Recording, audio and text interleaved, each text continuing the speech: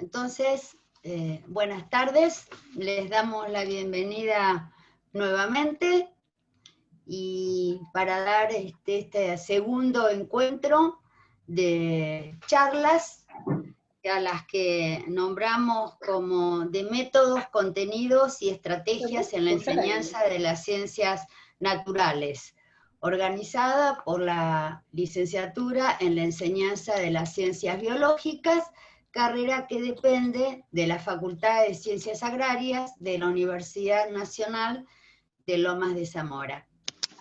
En el día de ayer, la profesora magíster María Isabel Lacuna nos introdujo en el mundo de la reconstrucción de ambientes. Hoy la temática es epigenética y cromosomas sexuales, que la abordará un querido profesor de esta licenciatura, Eduardo Greisenstein, que siempre que le pregunto algo y le doy gracias por lo que me contesta, me dice, el saber es para compartir. Por eso aquí lo tenemos a él. Gracias por estar, Eduardo.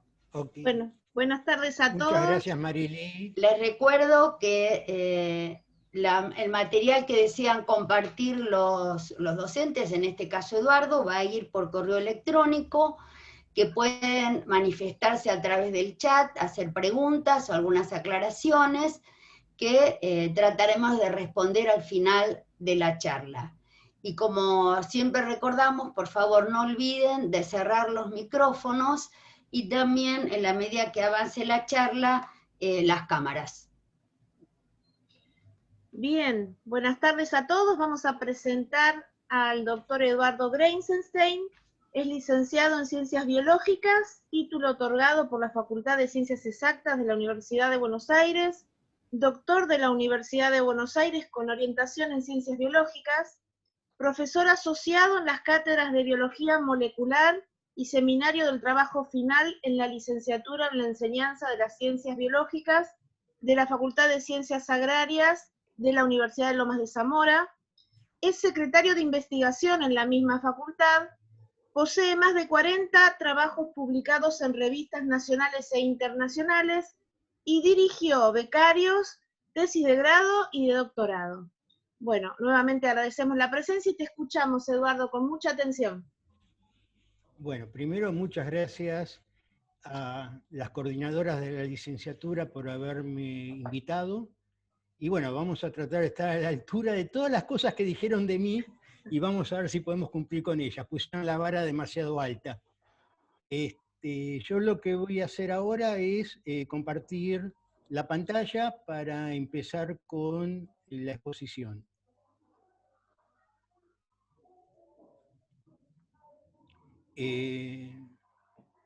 Marily, ¿se ve? Perfecto. Sí, se ve. Lo único que te recuerdo nuevamente la altura del micrófono. Bueno, vamos a hacerlo así, entonces es más fácil.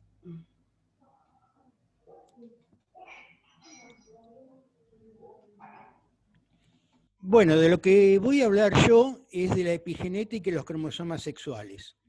Si bien la epigenética es una temática bastante amplia y que abarca demasiadas cosas, lo que intenté en esta charla es centrarme en algo que normalmente nosotros enseñamos, pero lo enseñamos en forma más o menos mecánica, que es la inactivación de uno de los cromosomas X de las hembras de mamíferos, y lo que vamos a tratar de hacer hoy es tratar de precisar e entender cuáles son los mecanismos epigenéticos que llevan a la inactivación de ese cromosoma X.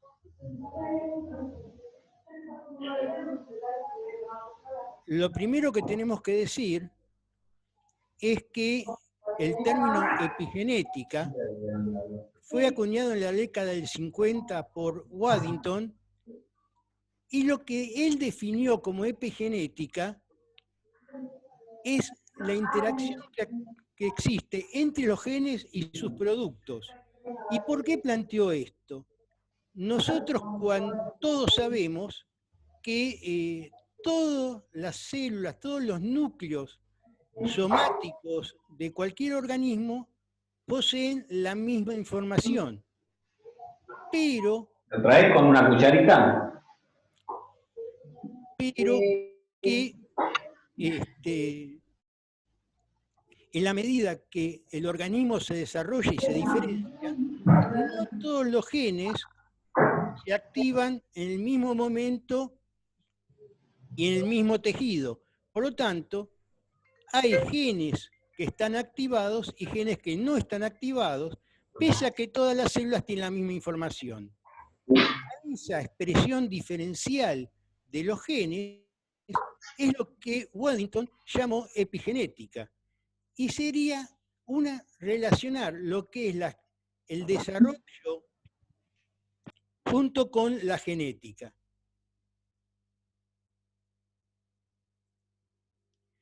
Actualmente, el término consiste en indicar los cambios heredables en la estructura y organización del ADN que no involucran cambios en la secuencia, pero que sí modulan la expresión génica. Estos cambios, por lo tanto, implican cambios heredables en el fenotipo, pero que esas modificaciones fenotípicas no tienen que ver con mutaciones a nivel de nucleótidos, sino que tienen que ver con otro tipo de silenciamiento o activación de genes dado por otros procesos distintos a la mutación. ¿Cuáles son esos mecanismos que implican la activación y silenciamiento génico? Tienen que ver con modificaciones a nivel del ADN en ciertas secuencias que vamos a ver y modificaciones a nivel de las histonas. Estas modificaciones en general tienen que ver con procesos contrapuestos de metilaciones y acetilaciones. ¿Cuáles son las modificaciones que se dan en la cromatina de mamíferos? Pasan por dos momentos distintos o por dos tipos distintos de modificaciones.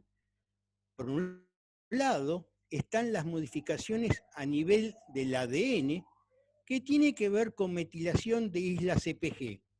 No se asusten, en un rato vamos a ver qué son las islas CpG. Y por otro lado, modificaciones a través de las histonas, principalmente metilaciones y acetilaciones. Vamos a ver primero lo que es las metilaciones de las islas CpG.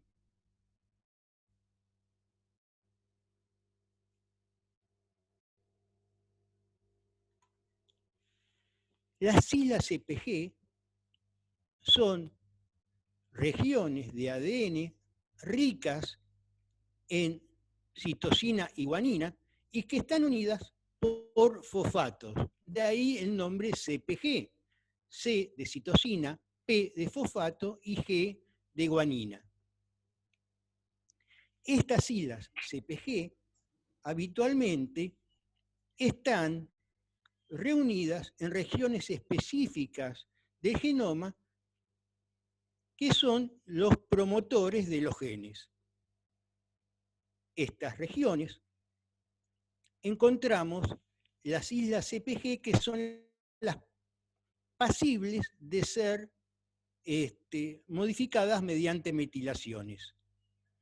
Si nosotros metilamos las islas CpG, lo que hacemos es silenciar los genes que están regulados por esos promotores, y si nosotros desmetilamos o acetilamos esas islas CpG, lo que hacemos es activar la expresión de esos genes.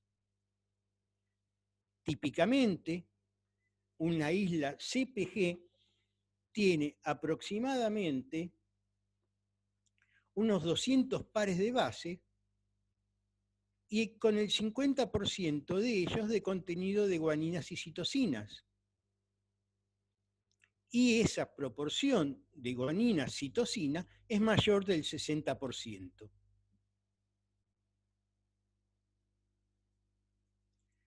La metilación del ADN a ese nivel ocurre por modificación covalente del quinto carbono en la citosina, y la mayoría se presenta en dinucleótidos CpG. Esos nucleótidos CpG aparecen estar distribuidos heterogéneamente en el genoma, pero están concentrados en las llamadas islas. ¿Qué es un promotor de un gen? Esencialmente, un promotor de un gen es lo que le dice al gen dónde, cuánto y cuánto debe expresarse. Yo tengo dentro de un gen el promotor y la secuencia codificante.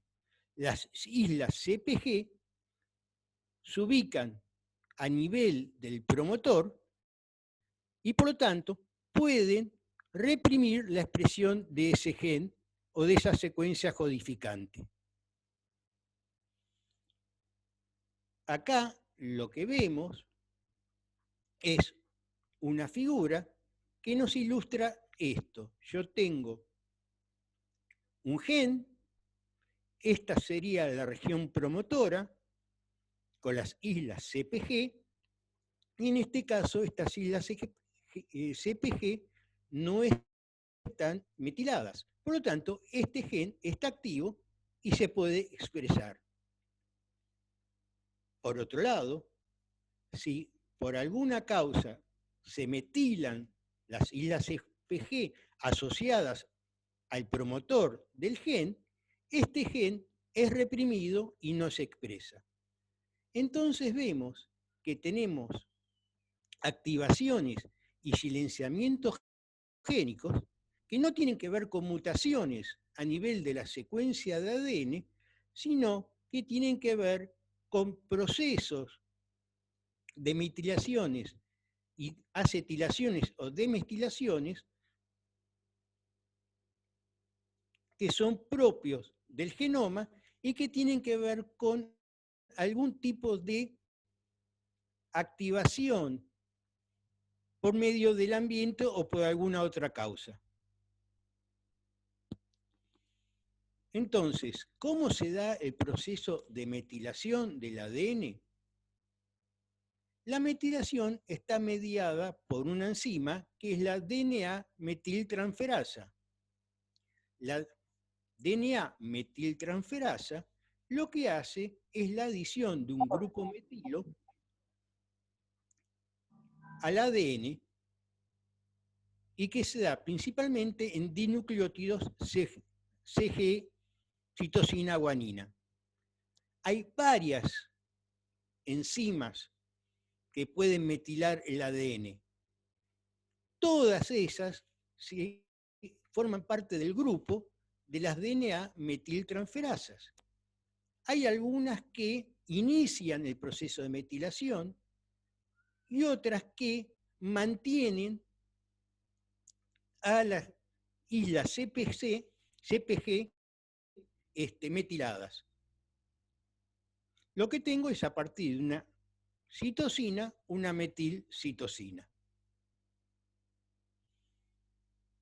Acá lo que vemos es un esquema donde tenemos el ADN, guanina-citosina, y estas regiones de las islas CpG pueden ser metiladas o no. Entonces, ¿cómo es el proceso de silenciamiento génico que tiene que ver con la metilación del ADN? Volvemos a nuestros viejos amigos, el gen con las islas CpG a nivel de los promotores. Estas islas CpG se metilan mediante la metiltransferasa. Esta metiltransferasa se asocia a una histona desacetilasa, y esta histona desacetilasa que está acá elimina los acetilos de las histonas que están en secuencia de ADN, y lo que hacen es que la cromatina se empaquete, se condense, es lo que nosotros conocemos como heterocromatina condensada, y por lo tanto sea transcripcionalmente inactiva.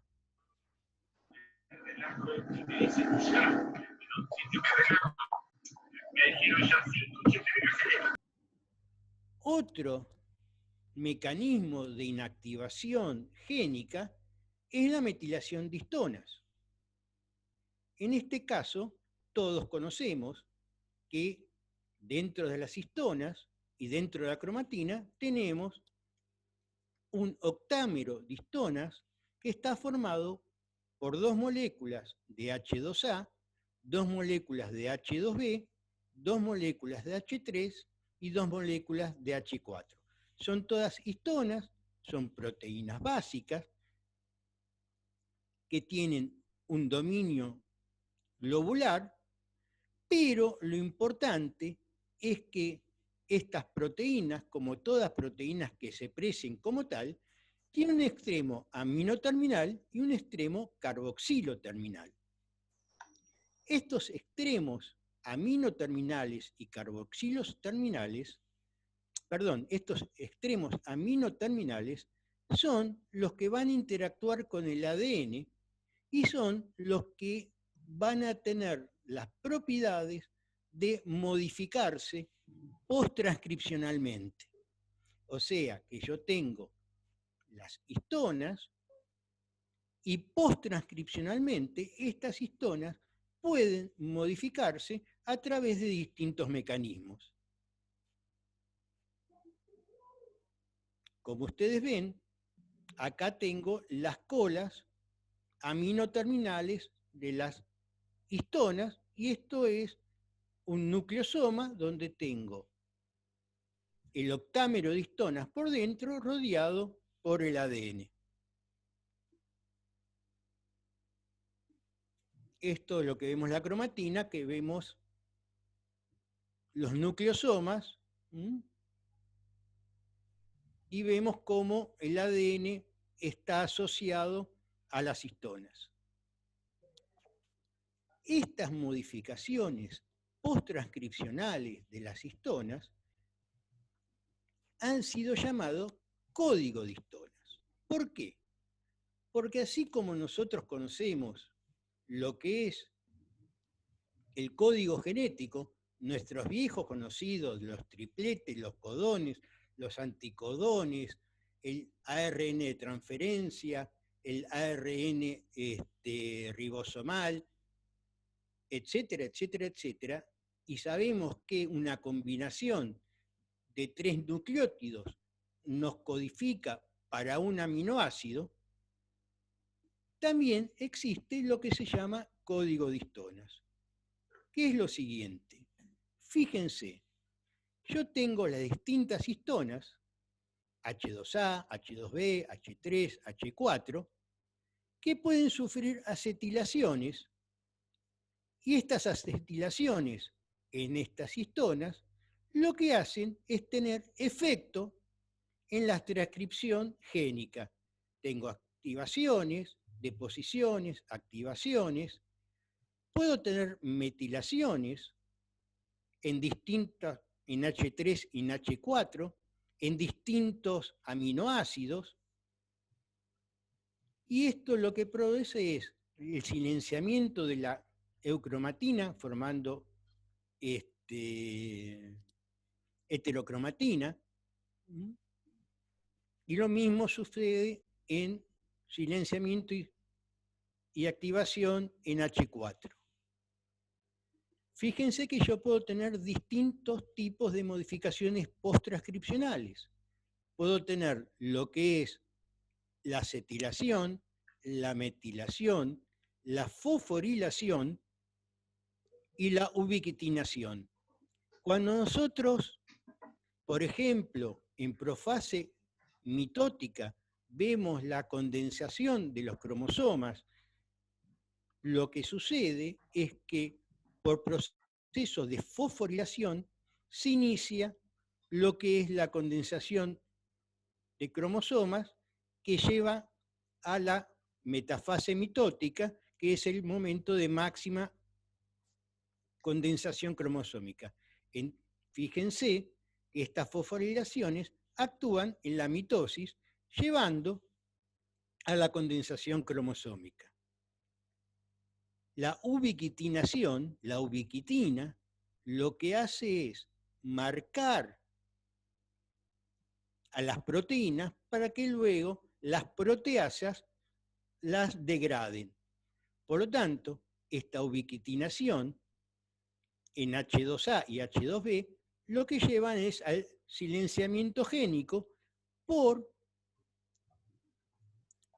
degradación de las histonas a través de la ubiquitinación.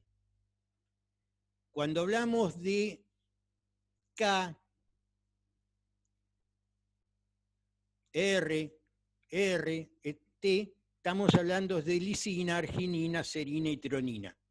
Vamos a ver que para el proceso de heterocromatinización es muy importante la metilación de H3 en lisina 9. Esto lo que lleva es al silenciamiento génico y formación de heterocromatina.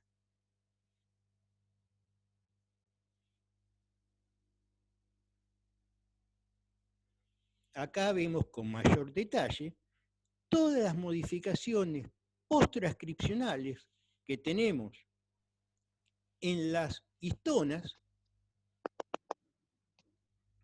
Fíjense que esto es la cola aminoterminal, y fíjense que histona 3 e histona 4 son las que son pasibles de mayor número de modificaciones post-transcripcionales. A estas modificaciones post-transcripcionales que llevan a la existencia de activación, silenciamiento, condensación y degradación de la cromatina, es lo que nosotros llamamos código de histonas, que lo podemos contraponer al código genético. El proceso de acetilación y desacetilación de la cromatina está dado por una acetiltransferasa, que es la que va a acetilar a las histonas H3, o una desacetilación que mediante una deacetilasa, que lo que hace es eliminar acetilos de la histona H3 para que luego sea pasible de ser metilada. La metilación está dado por otra enzima que es una metiltransferasa, que lo que hace es agregar grupos metilo a las histonas. Así como agregamos grupos metilo a las citosinas, aquí agregamos grupos metilo a las histonas, en general a la histona H3 en la lisina 9. Por lo tanto, yo lo que voy a tener es lo que ya conocemos todos, que es nuestra cromatina con el ADN asociado a los nucleosomas, y tengo dos posibilidades: activación de la transcripción a partir de acetilaciones o represión de la transcripción a través de metilaciones que conllevan, a través de la asociación con otra proteína, que es la HP1, que después vamos a ver con mayor detalle, a la condensación cromosómica, a la condensación de la cromatina, perdón, y la formación de heterocromatina. Por lo tanto, como breve resumen, podemos decir que yo tengo la cromatina activada cuando está acetilada. Esta cromatina activada, acetilada, si encima se desmetila, tengo una activación transcripcional. Por otro lado, si tengo una cromatina no activada desacetilada, si luego la metilo, tengo una inhibición transcripcional y una condensación de la cromatina formando heterocromatina. Una chica dijo, perdón por la tardanza, pero me dormí. Pobrecita. No es gracioso. Y acá, ¿voy muy rápido o voy más o menos bien? ¿Se entiende o es una mezcla de chino mandarín con cantonés? ¿Vamos Se bien? entiende perfecto. Va Es una bien, mezcla de todo, pero se entiende todo bien. va bien, Perfecto. Eduardo, todo bien. Está bien, se Perfecto. te escucha bien y vas bien, dale. Vamos todavía para adelante. Bueno, entonces vamos a hablar de la heterocromatina en general. Vieron que todavía no metí un solo cromosoma, ya lo vamos a meter. Bueno, entonces, dentro de la heterocromatina yo puedo tener dos tipos de heterocromatina. La constitutiva es la que consiste en gran parte de ADN altamente repetitivo, llamado también ADN satélite, o medianamente repetitivo, que es el que encontramos normalmente a nivel en mamíferos, a nivel pericentromérico. Este ADN de la heterocromatina constitutiva es de replicación tardía. ¿Qué quiere decir esto, que sea de replicación tardía? En el periodo S, el momento de la replicación del ADN, primero se replica la eucromatina, luego se replica la heterocromatina. Y si queremos ser un poquito más sutiles y precisos, primero se replica la eucromatina, luego se replica la heterocromatina, y luego dentro de la heterocromatina, primero se replica los grupos ricos en guanina, citosina, y por último se replican los grupos, las secuencias ricas en adenina, timina. Pero bueno, digamos que lo que podemos decir en general, que primero en el periodo S se replica la eucromatina y luego se replica la heterocromatina. Por lo que ya vimos es que en la heterocromatina las citosinas a menudo se metilan. En la facultativa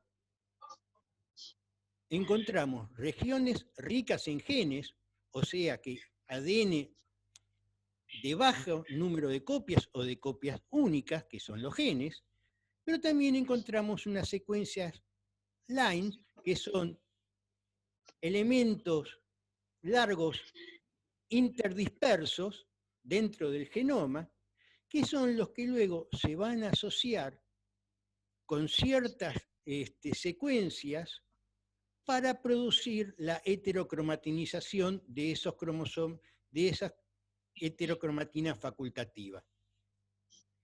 Este proceso es reversible.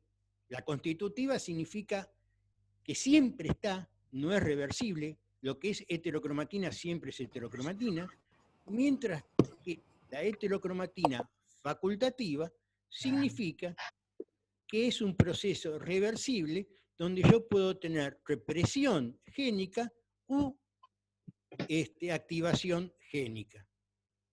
Y esto depende de determinados momentos del desarrollo del individuo.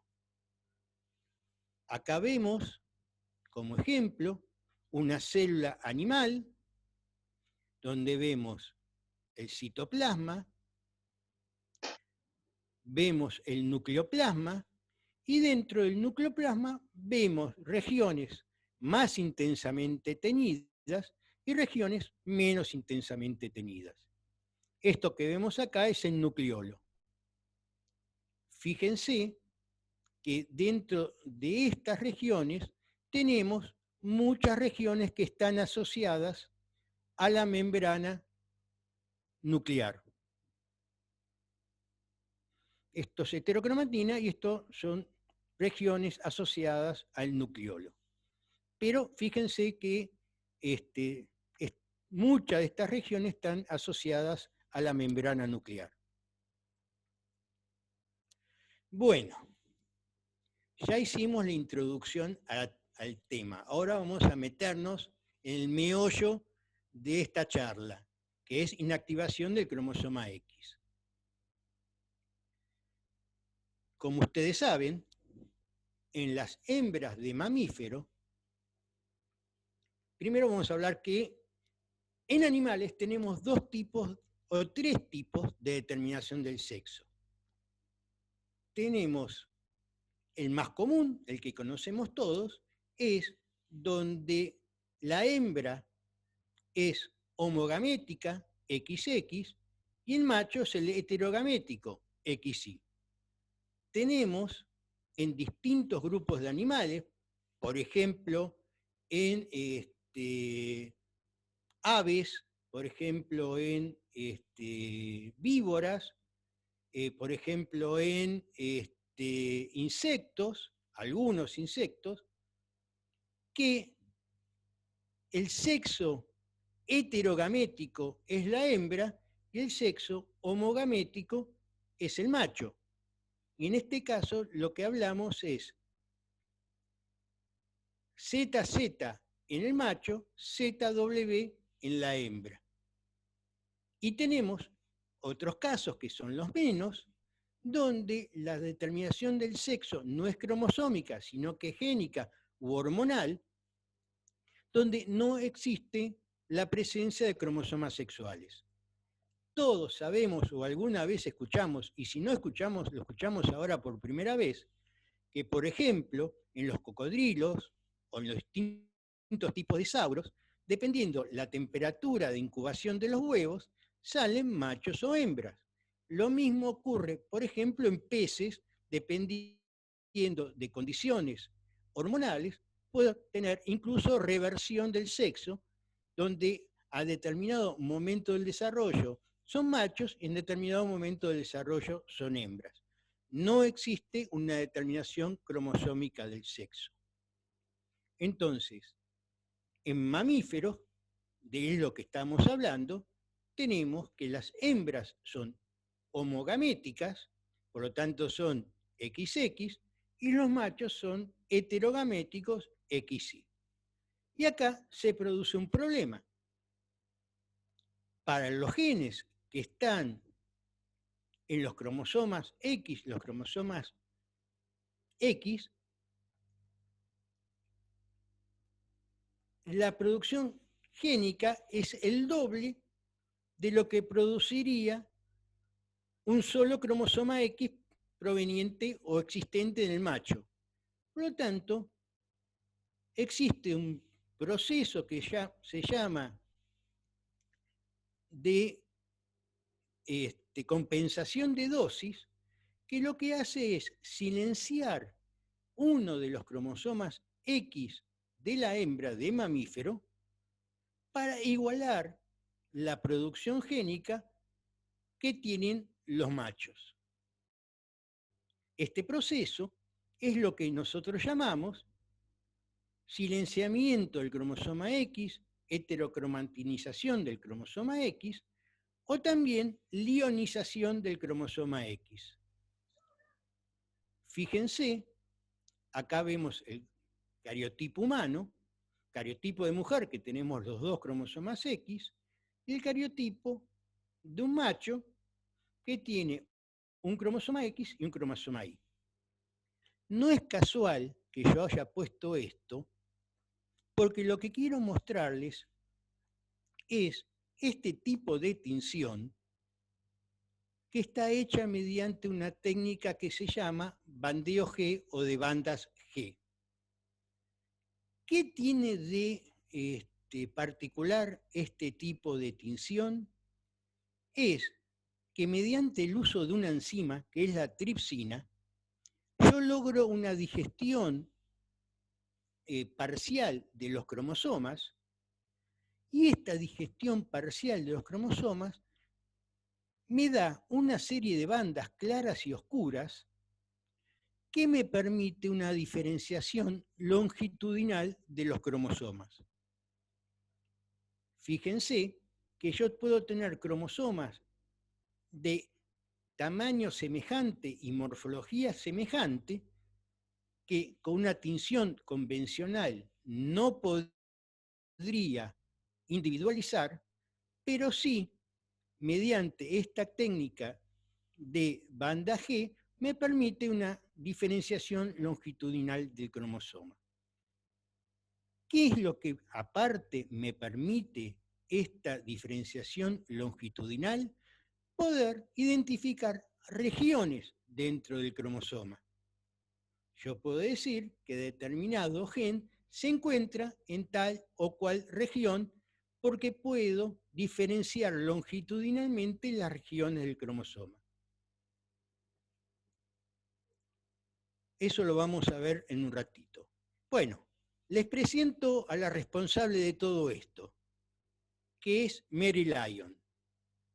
Mary Lyon, estudiando ratones, observó que había un patrón muy particular en la coloración de la piel de las hembras. Y entonces planteó que en las hembras de ratón había una expresión diferencial en distintas regiones del cuerpo de esas hembras de distintos colores dependiendo algunos factores que ella no conocía muy bien, pero que suponía que si ella tenía la posibilidad de ver un patrón diferencial en distintas partes del cuerpo en coloración del pelaje de las hembras y en los machos, esa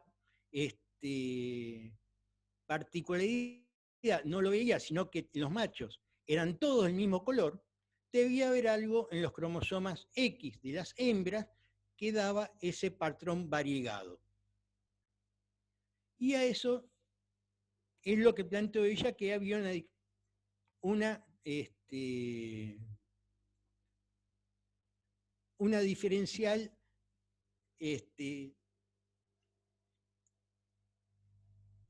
expresión de los genes que estaban en los X.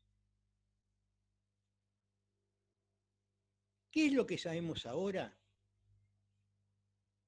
Que la inactivación de los cromosomas X es un proceso epigenético estrechamente ligado al desarrollo embrionario y que involucra el silenciamiento transcripcional de uno de los dos cromosomas X en las hembras de mamíferas. ¿Por qué es multiepigenético? Porque ese silenciamiento es reversible y ese silenciamiento no tiene que ver con una modificación a nivel de la secuencia del ADN, sino que tiene que ver con modificaciones epigenéticas mediante metilaciones y acetilaciones. También es diferencial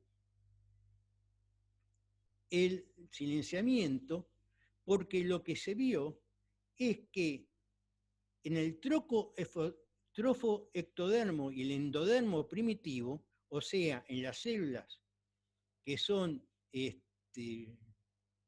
externas en el embrión, hay una inactivación preferencial por el X paterno, mientras que en la masa celular interna se observa una inactivación aleatoria, pudiendo inactivarse tanto el cromosoma X materno como el paterno.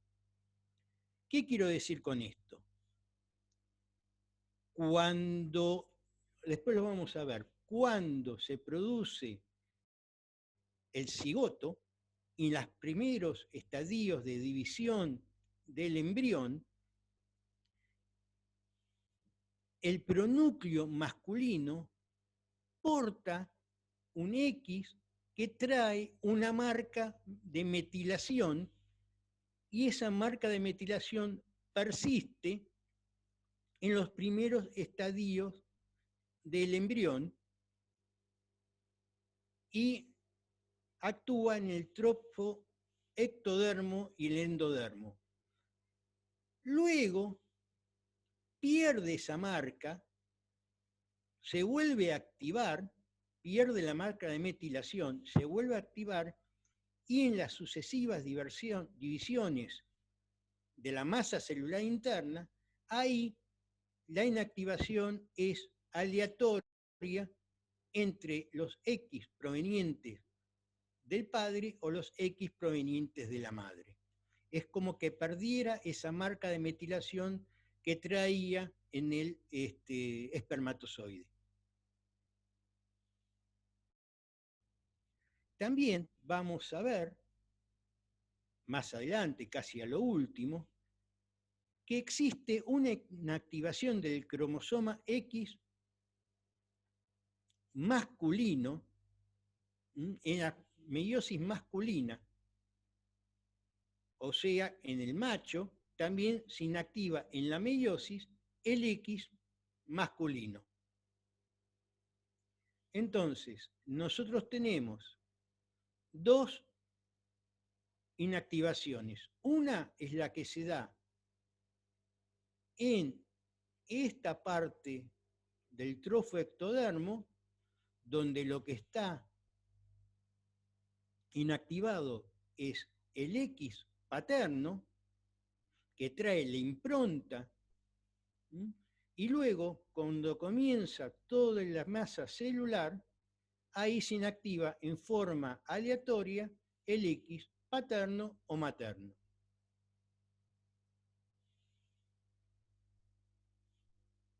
Fíjense que si bien Mary Lyon, sus trabajos son del año 71, más o menos hasta el año 80, donde ha publicado distintos trabajos sobre inactivación del cromosoma X en hembras de mamífero, recién el proceso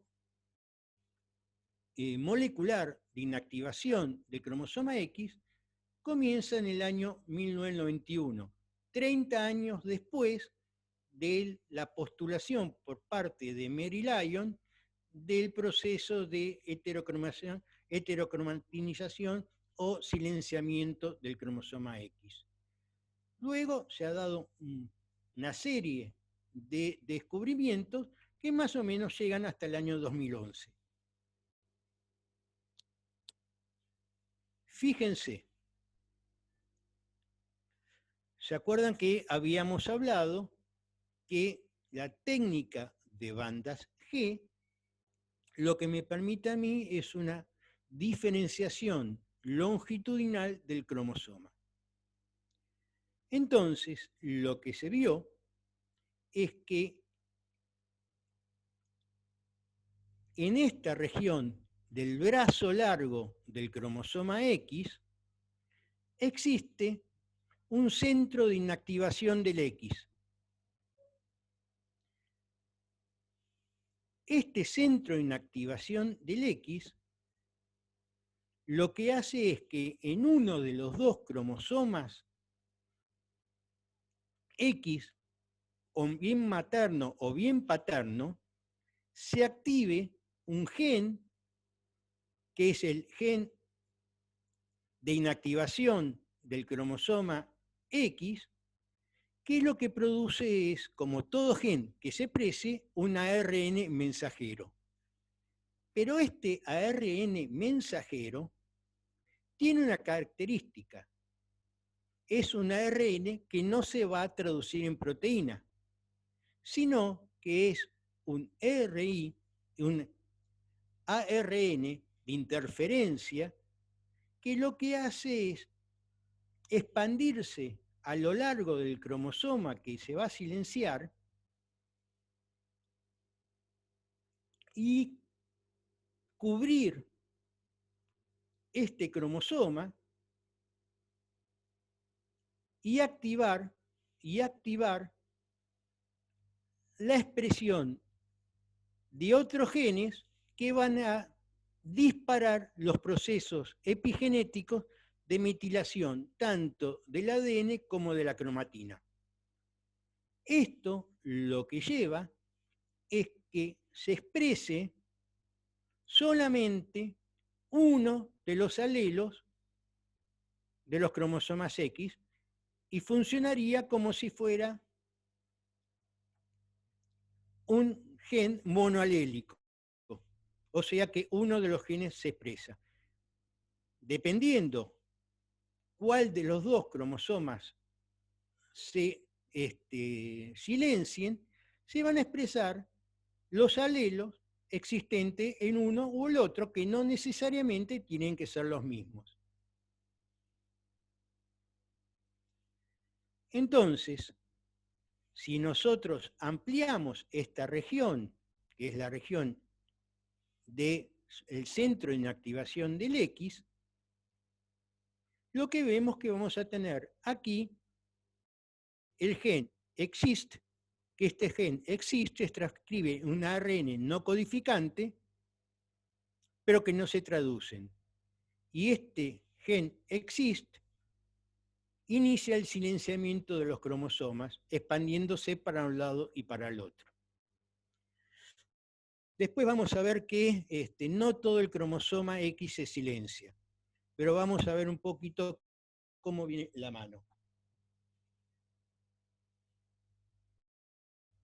Esto es lo que ya vimos, lo charlamos, que el silenciamiento transcripcional del X requiere actividad de elementos localizados en el centro de inactivación del X, que produce un transcripto específico, que es un ribosomal, un ARN, que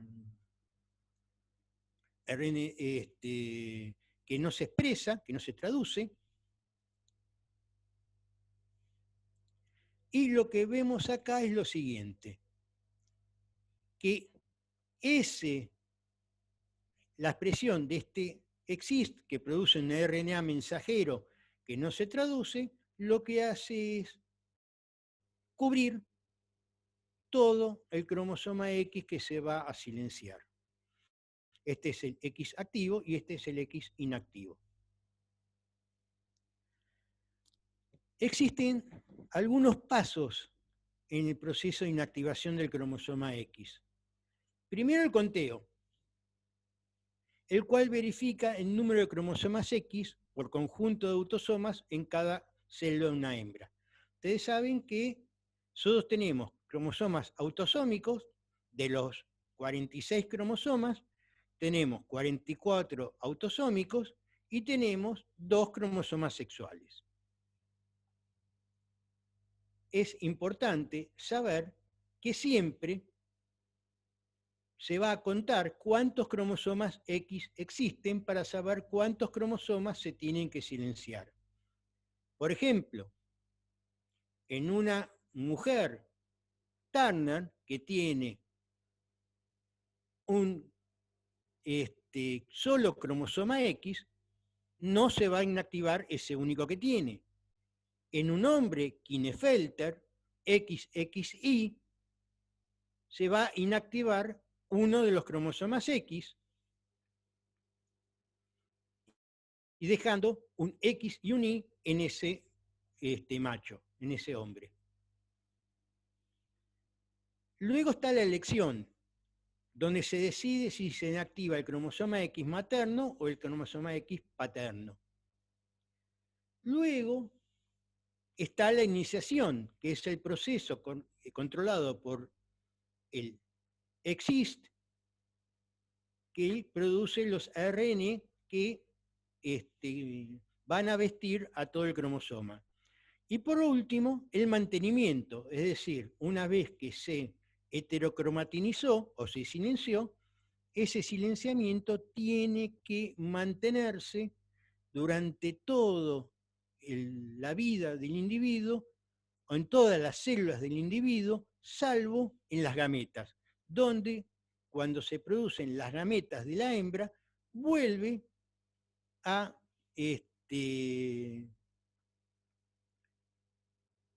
estar activado ese cromosoma X. Pierde la inactivación, pierde la heterocromatinización. Esto es una forma de que yo tengo en los días de diferenciación, tengo la iniciación, tengo la actividad del EXIST, el silenciamiento transcripcional y la inactivación.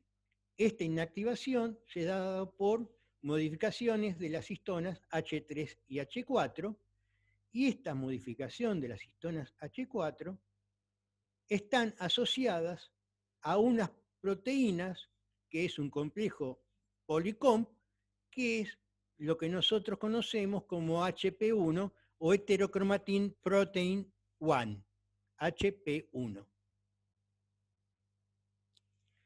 Bueno, vamos a hablar de la heterocromatinización. Yo les comentaba que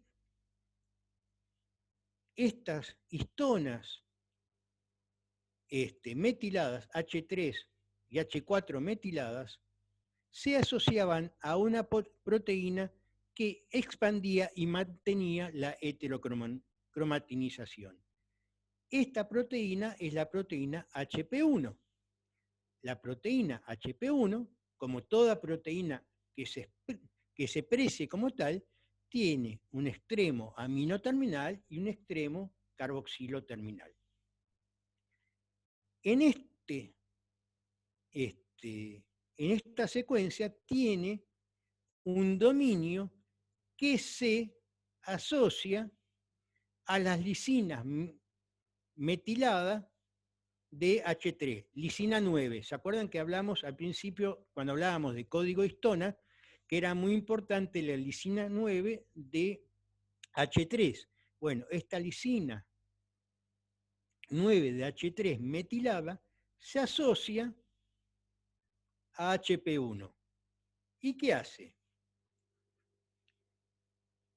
Esta asociación lo que hace es que se expanda la metilación, se asocian a HP1 a través de un gen que es la histona metiltransferasa, que habíamos hablado que lo que hacía era introducir metilos, y a medida que se va uniendo a HP1, HP1 induce la metilación del resto de las histonas, induce entonces la expansión de la heterocromatinización y el silenciamiento génico. Es como que a partir de los centros de asociación del producto génico de EXIST, esto induce la metilación de la cromatina y la metilación del ADN, y esta metilación lo que hace es, asociándose a HP1, expandirse y ocupar todo el cromosoma X. Y eso es lo que hace silenciar al cromosoma X.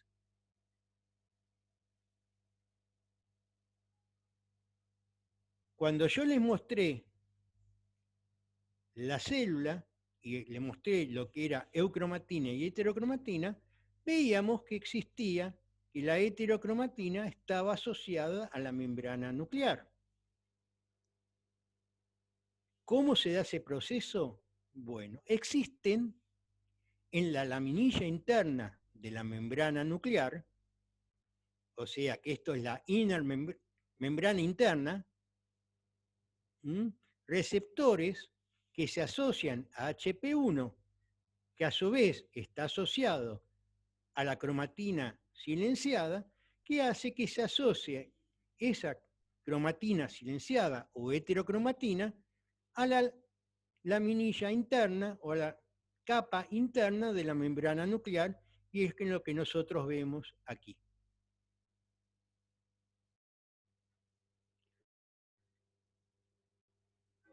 Una cosa que todos en algún momento hemos escuchado son los famosos corpúsculos de Barr. Corpúsculo de Barr es ese cromosoma X inactivado, heterocromatinizado, asociado a HP1 y que observamos asociado a la membrana nuclear de las células de hembra.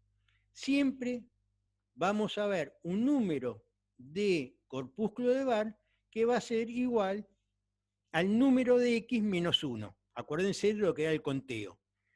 Machos no tenemos corpúsculo de Barr, hembras tenemos un corpúsculo de Barr.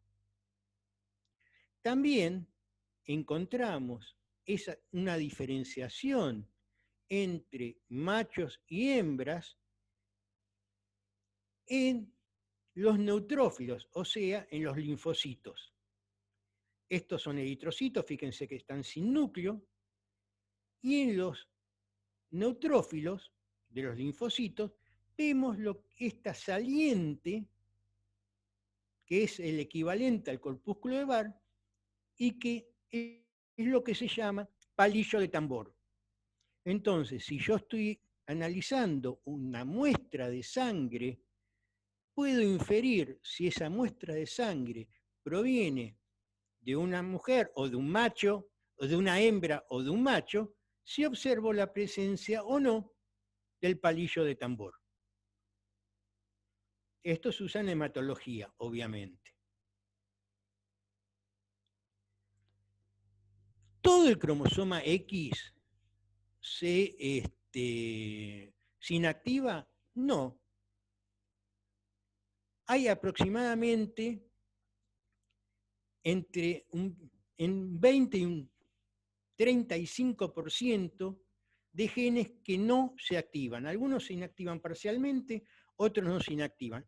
O sea, que este proceso de silenciamiento, de heterocromatinización del cromosoma X no es completo. Cuando nosotros nos dicen, se silencia el cromosoma X aleatoriamente proveniente del padre o de la madre, tenemos que decir sí, pero no.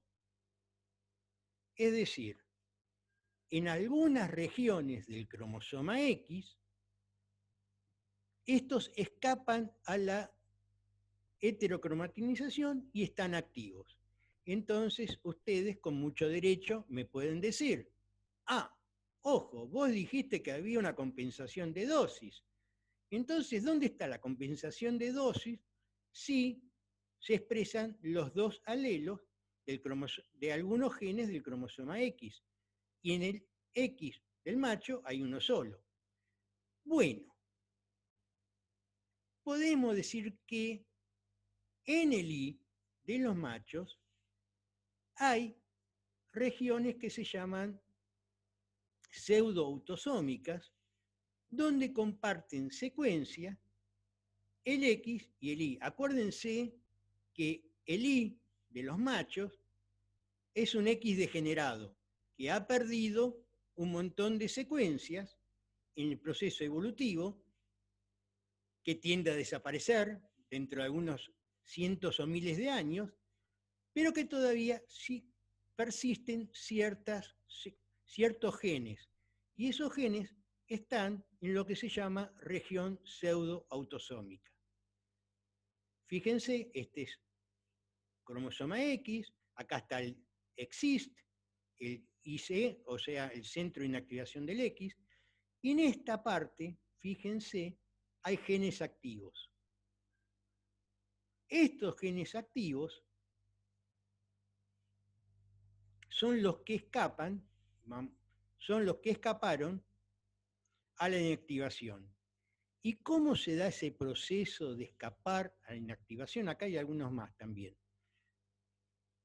Es que en el proceso de heterocromatinización existen regiones que se llaman elementos frontera, que lo que hacen es impedir impedir la metilación de estas histonas. Por lo tanto, estas histonas resisten la acción de la desacetilasa y por lo tanto la incorporación de metilos mediante la metiltransferasa y escapan al silenciamiento y por lo tanto se mantienen activas. Acá lo vemos bien. Tenemos lo que vendría a ser heterocromatina, las histonas, la cromatina metilada, unidad HP1. Esto sería una histona acetiltransferasa que lo que hace es acetilar estos nucleosomas de cromatina, impedir la metilación y por lo tanto, a partir de esta barrera, de este elemento frontera, mantienen activada la cromatina de estas regiones del cromosoma X.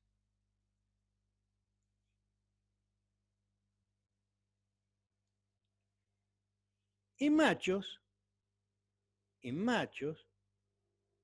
al final o al principio del paquiteno, ambos cromosomas X e Y se inactivan y forman lo que se llama el cuerpo XY. ¿Y cómo se forma el cuerpo XY? Ustedes saben, los voy a llevar a su infancia como estudiantes cuando vieron meiosis en secundario o en el profesorado o en la facultad o en donde sea, que los cromosomas homólogos se aparean y se mantienen unidos y se intercambian el crossing over, etcétera, etcétera. ¿Qué pasa con el X e Y? El X e Y también tienen que aparearse. ¿Y por dónde se aparean? Por esa región que yo les decía que es la región pseudoautosómica, que existe en el cromosoma Y y que tiene esos genes que habíamos visto que tenía el cromosoma X, y por lo tanto acá también van a estar en doble dosis como si fueran dos cromosomas X. Acá, lo que yo estoy marcando y que está en azul, es el gen SRI, que es el gen conmutador del sexo. Fíjense que este gen SRI está muy cercano a la región pseudoautosómica y en algunos casos lo que puede suceder es que recombine y pase al X. Si este gen SRI, que es el conmutador del sexo, pasa por recombinación al cromosoma X, yo voy a tener un individuo con fenotipo masculino, pero que tiene dos cromosomas X. Digamos que cromosómicamente tendría que ser una hembra, pero al tener el gen SRI en uno de los cromosomas X, fenotípicamente es macho. Después vemos todos los problemas que tiene, porque no tiene el resto de los genes que están en el Y, que son esencialmente de zoospermia y de fecundidad. Pero bueno, eso.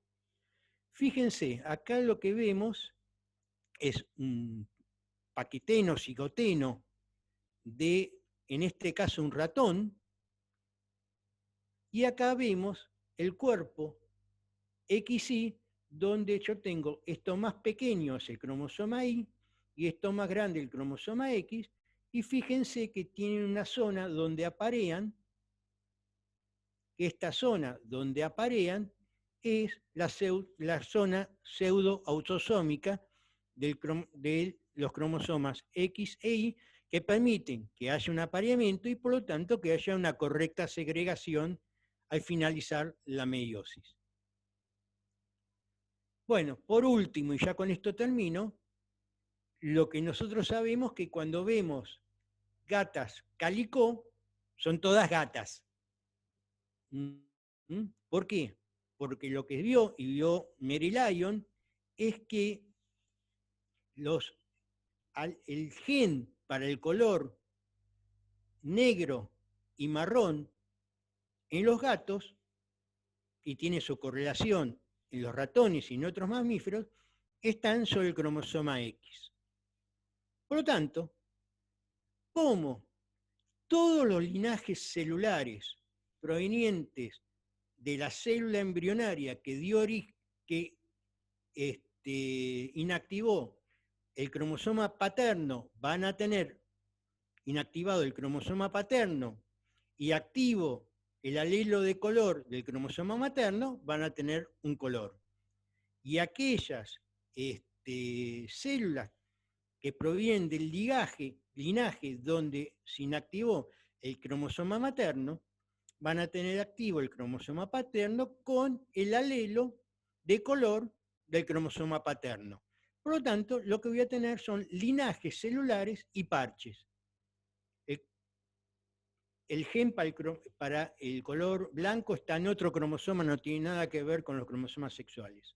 Por lo tanto, ya sabemos que cuando vemos un gato de este tipo, es doña gata y no don gato. Puede tener pandilla lo mismo, pero es doña gata. Lo mismo ocurre en las hembras. Las hembras son mosaicos, donde dependiendo qué cromosoma se ha inactivado en el embrión, todo el linaje celular va a expresar un alelo u otro dependiendo de eso. Bueno, espero no haberlos aburrido. Muchas gracias a todos. Muchas gracias, Eduardo. Damos paso a las preguntas, a aquellas consultas que quieran hacer, en lo posible utilizando el chat. Nosotros leemos las preguntas y se lo transmitimos a Eduardo como para que sea todo un poco más ordenado. Sí, Mabel. Mabel Ibarra levantó la mano. ¿Querés hacer la pregunta por chat o preferís poner el sonido y hablar, Mabel? Más que una pregunta, es una felicitación. La verdad que es un placer escuchar al profesor. Simplemente eso realmente es muy claro y tiene una didáctica ya incorporada para cada explicación que propone. Así que simplemente eso. Gracias, Mabel. Después arreglamos. Sí, Sandra. Ay, no tenía que decirlo. Por acá en el chat están diciendo muchas gracias, excelente charla, felicitaciones, muy interesante, muchas gracias, Eduardo, un placer escucharte, muy interesante, sos un experto, excelente profe, excelente como siempre, un genio. Quería preguntar sobre el cromosoma Y degenerado, eso pregunta Adrián Misantone. No sé, Adrián, si no querés poner el audio y preguntar con vos. Betty, después está Sandra preguntando. Que está Ah, levantando la perdón, mano. sí. Hola, ¿qué tal, Hola, Eduardo? ¿qué tal, Adrián? ¿Qué tal? Muy bien, muy buenas las explicaciones. Quería preguntar porque, bueno, todo esto también me refrescó muchas cosas de genética que cursé hace bastante en el profesorado y que no se enseña en la escuela, pero quería preguntar lo del cromosoma Y, Degenerado. que usted nos dijo que es un X degenerado Sí, y que tiende a desaparecer. sí.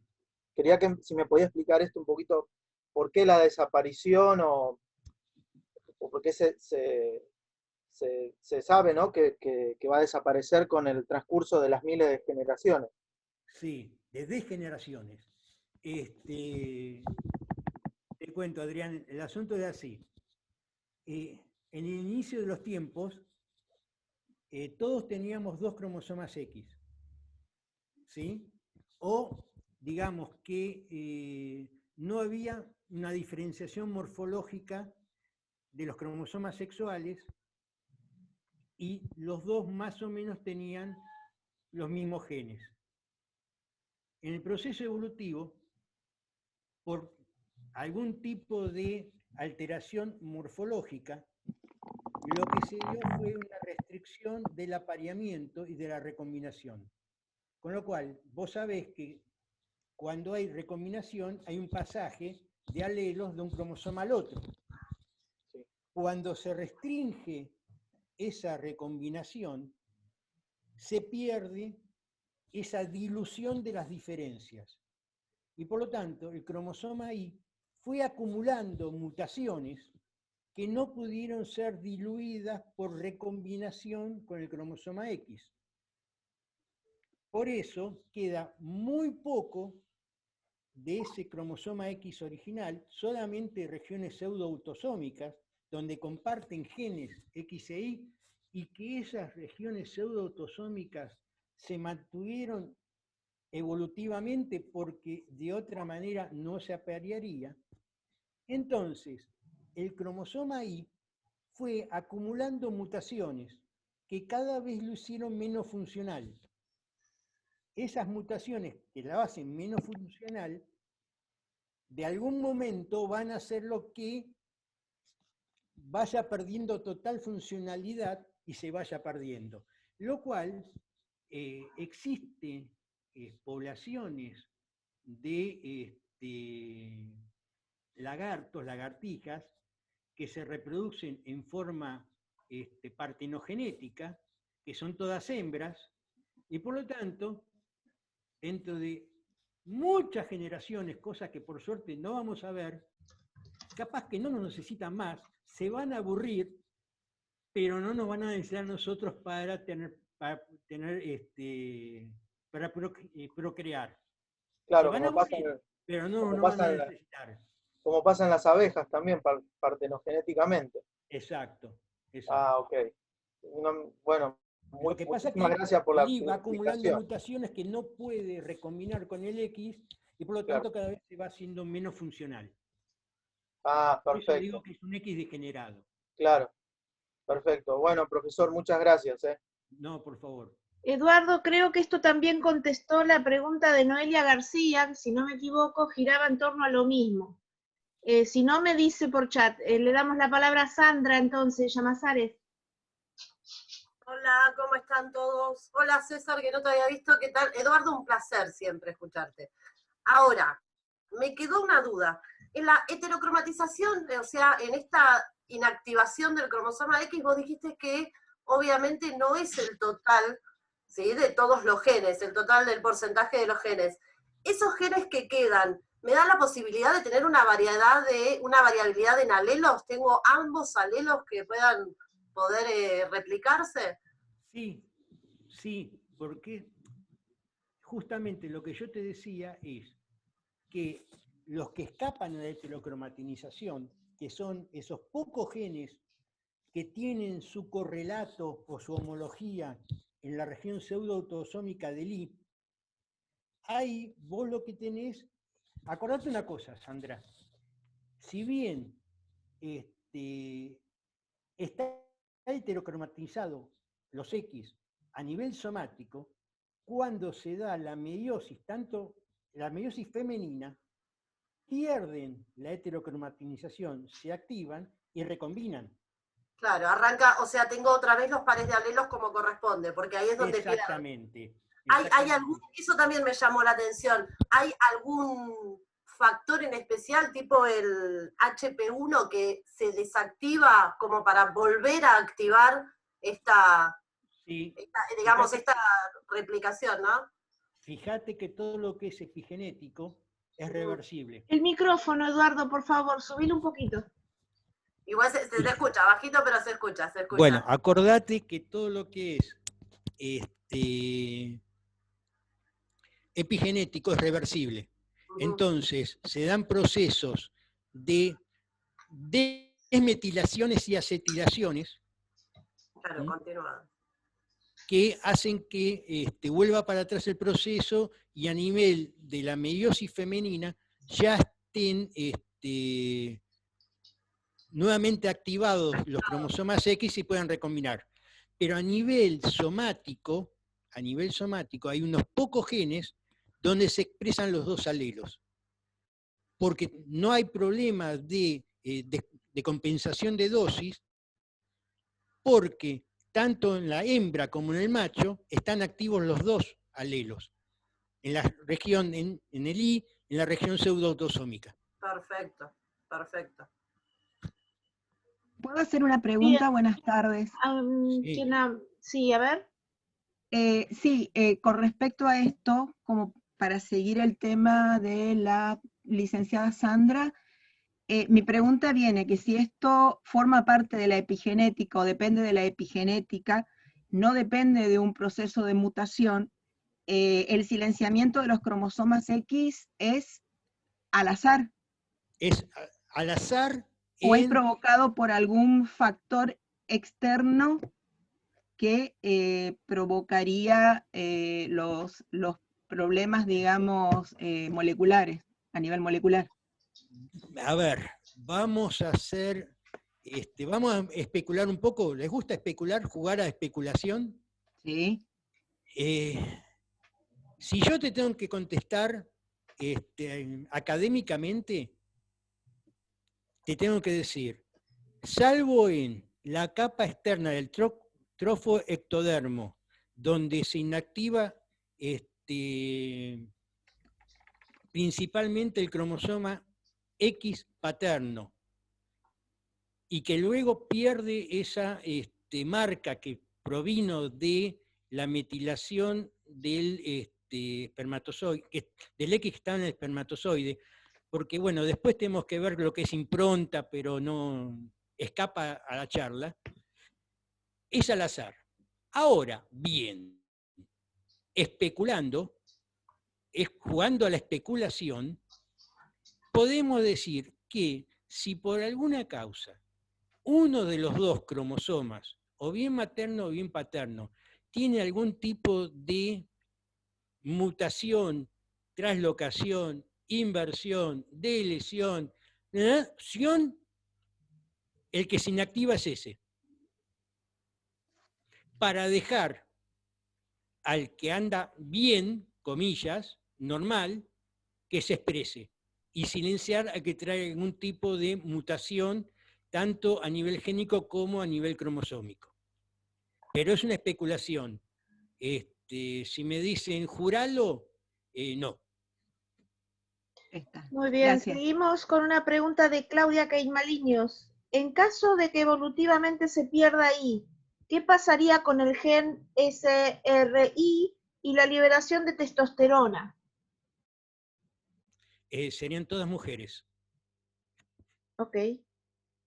Es lo que yo les comentaba de las lagartijas que son partenogenéticas. ¿Se van a poder reproducir? Sí. ¿Van a ser todas mujeres? Sí. ¿Se van a aburrir? También. Claudia, no se te escucha, tendrías que activar el sonido. Ay, perdón. Sí, justo la respondió hoy, yo ya había escrito, pero bueno, ya quedó. Sí, vamos a hacer todas mujeres, no queda otra. Bien. Bueno, gracias, Entonces, muchas gracias. una pregunta de Joana Domínguez. ¿Cómo se da el crossover? ¿Qué sucede en ella? A ver, lo que dijimos, creo que le comentaba Sandra, en el momento de la gametogénesis femenina se pierde la heterocromatinización, se restaura la funcionalidad de ambos cromosomas X y por lo tanto el crossing over, la recombinación, va perfecto, sin problemas. En el caso de el par XY, se produce recombinación en la región pseudoautosómica. Es decir, en ambos casos hay crossing over tanto en la meiosis femenina como en la meiosis masculina. La meiosis femenina a lo largo de todo el cromosoma X. En la meiosis masculina solamente en la región pseudoautosómica. Yo les mostré la foto de ese paquitén en ratón donde se veía la región donde apareaban el X y el Y. Y ahí se da crossing over normalmente. Muy bien. Una pregunta de Noya Sergio. ¿Qué causa estas metilaciones y acetilaciones? ¿El ambiente? No, no el ambiente externo, el ambiente interno.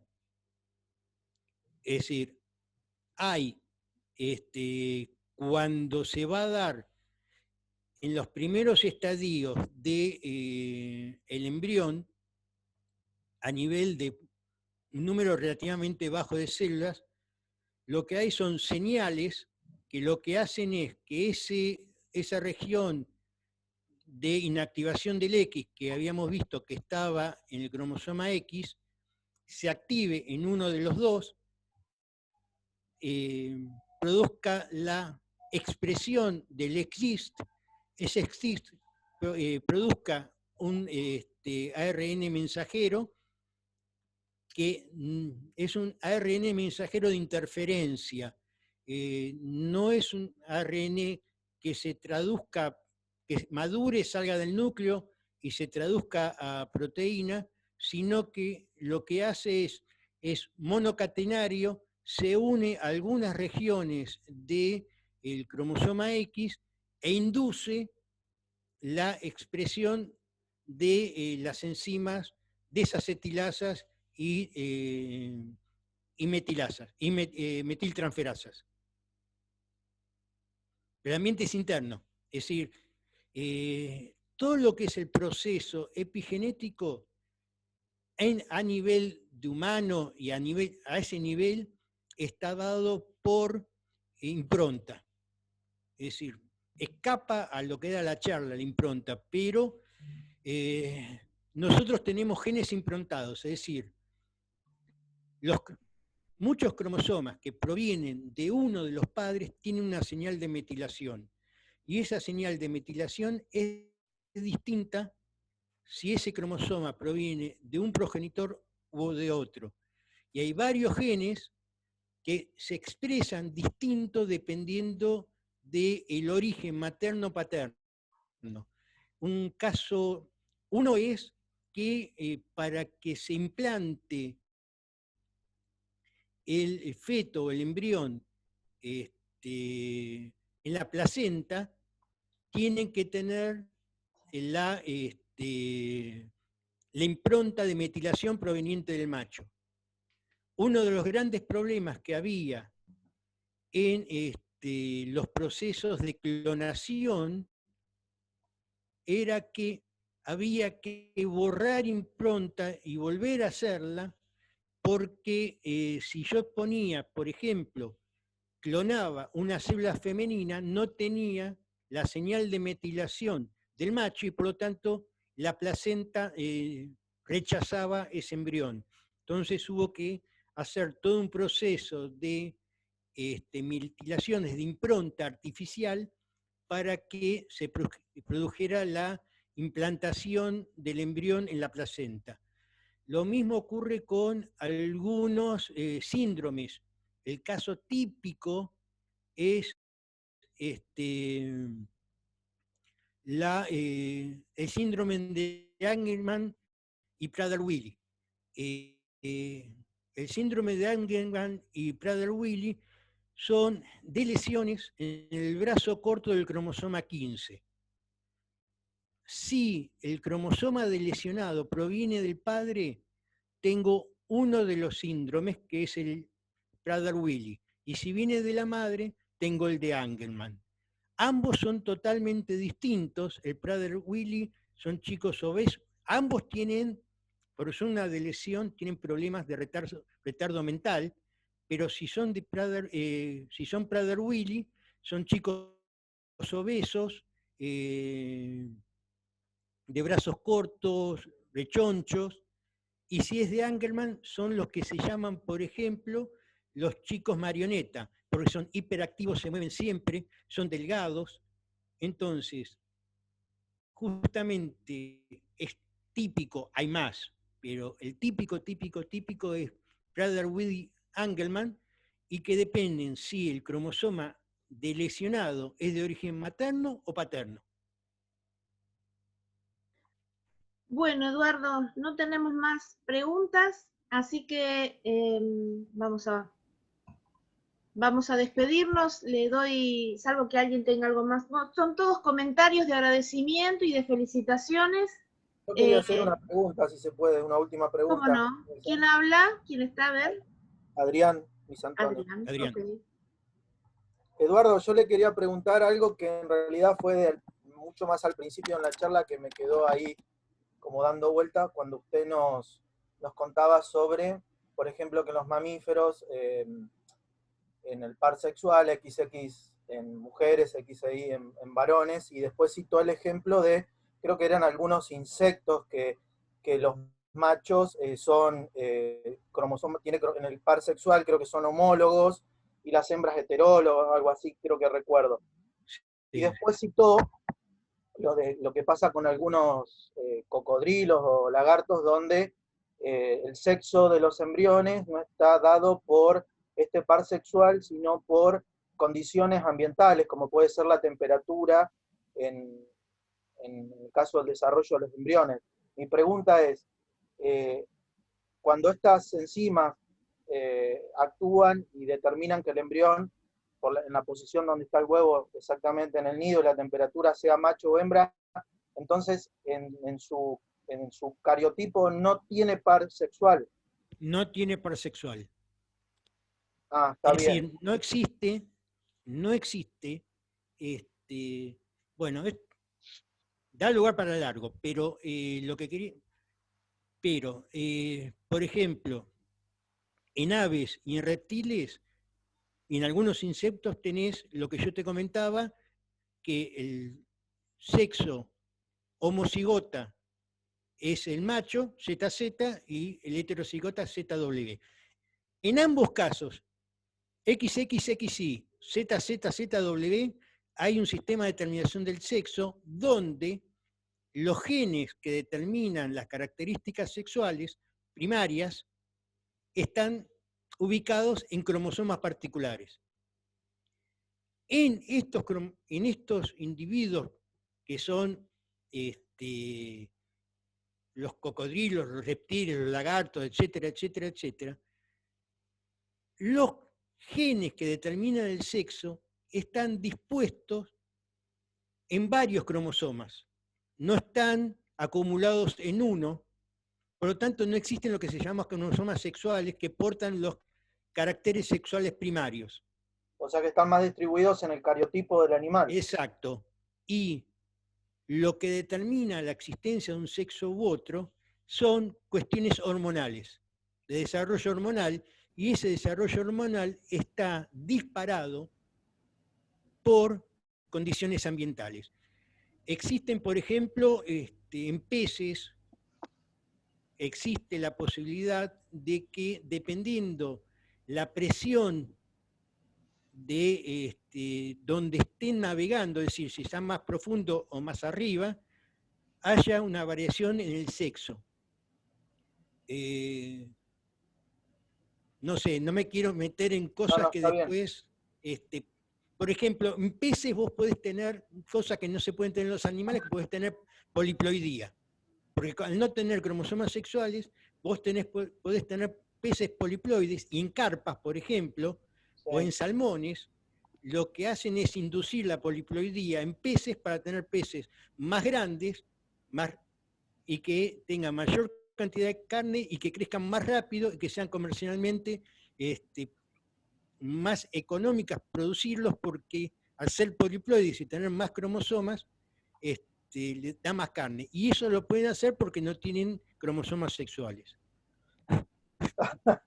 Bueno, bárbaro. Bueno. Buenísimo, Eduardo, muchas gracias. No, por favor. Bueno, Eduardo, todos son gracias y gracias y gracias. Acá los gracias. Más gracias que preguntas, te digo. Todo el mundo muy contento. Gracias, Eduardo, como siempre, súper, súper, súper claro. Cosas difíciles las hace fáciles, lo que significa que sabes mucho de eso, si no, no las podrías hacer fáciles.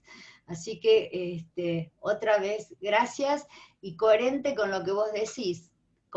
Tu saber es para compartir, así que sos muy coherente. no se olviden todos de mañana, los esperamos. Saben que mañana va a estar Agustina Duriz Bravo con nosotros, así que esperamos encontrarnos para estar otra vez otro rato juntos. ¿Hay alguien, Eduardo? Sí, sí. Jessica quería decir algo, no sé qué, porque había levantado la mano. Ah, no sé. Ah, se fue. No, había visto una mano de Jessica y pensé que quería decir algo. No, gracias a ustedes, gracias por soportarme, primero gracias por haberme invitado.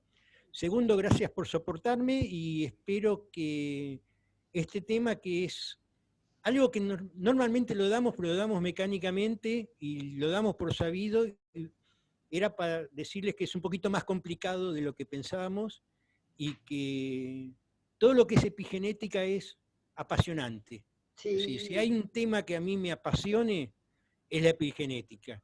Sí. Y bueno, y trato de, dentro de mis posibilidades, cada vez leer un poquito más, meterme un poquito más, y bueno, cada tema de epigenética da lugar para una charla muy larga de todo. Pero bueno, gracias por... No, lo mejor de todo, ¿sabés qué es? Que se nota que te sos apasionado. Por eso apasionás a los demás, ¿no es cierto? Espero. Sí, se nota. No sé qué dirán los que están ahí, los cuadraditos, pero para mí se nota, ¿eh? ¿O no? Bueno, muchas gracias a todos entonces. Espero que les haya servido.